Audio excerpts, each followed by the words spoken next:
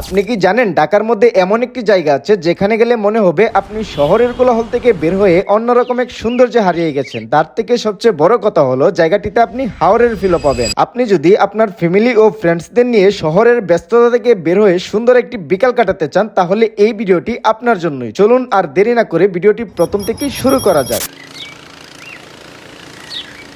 আপনি ঢাকার যে প্রান্তেই থাকেন না কেন, প্রথমেই আপনাকে চলে আসতে হবে মিরপুর একে। এখানে সনি স্কয়ারের সামনে থেকে চিড়িয়াখানা রোডে অনেক রিক্সা পেয়ে যাবেন। রিক্সাওয়ালা মামাকে বললেই হবে আমি মিরপুর বেরিবাদ যাব, তার জন্য আপনাকে ভাড়া গুনতে হবে মাত্র 80 টাকা। তবে এর বেশিও চাইতে পারে, কিন্তু 70 থেকে 80 টাকা দিয়েই ইজিলি যাওয়া যায়। লোকেশনটা আবার একটু ক্লিয়ার করে বলে দিই, মিরপুর বেরিবাদ তামান্না পার্কের পাশেই। জায়গাটার অপোজিটেই রয়েছে মিরপুর বোটানিক্যাল গার্ডেনের 3 নাম্বার পকেট গেট। জায়গাটাতে আসার পর আমার মাঝে অন্যরকম একটা ভালো লাগা কাজ করতে শুরু করে। যেহেতু আজকে শুক্রবার, তাই মানুষের ভিড়ও ছিল বেশি। আপনারা কেউ এই জায়গাটিতে আসলে চেষ্টা করবেন ছুটির দিনগুলো বাদ দিয়ে আসার জন্য। কেন বললাম তা পরে বলতেছি। বেরিবাদের পাশে রয়েছে প্রচুর গাছপালা, যার জন্য এখানে বাতাসের ব্যাগটাও ছিল বেশ ভালো। এখানে গাছের ছায়ার নিচে বসে কিছুক্ষণ সময় কাটিয়ে বেরিবাদের ওয়াকিং স্পেস ধরে হাঁটা শুরু করি। এখন হচ্ছে এই জায়গার আসল মজা। জায়গাটিতে এসে আপনি নৌকা ভাড়া করে ঘুরতে পারবেন। এখানে ঘন্টা হিসেবে নৌকা পাওয়া যায়, আবার মিনিট হিসাবেও পেয়ে যাবেন।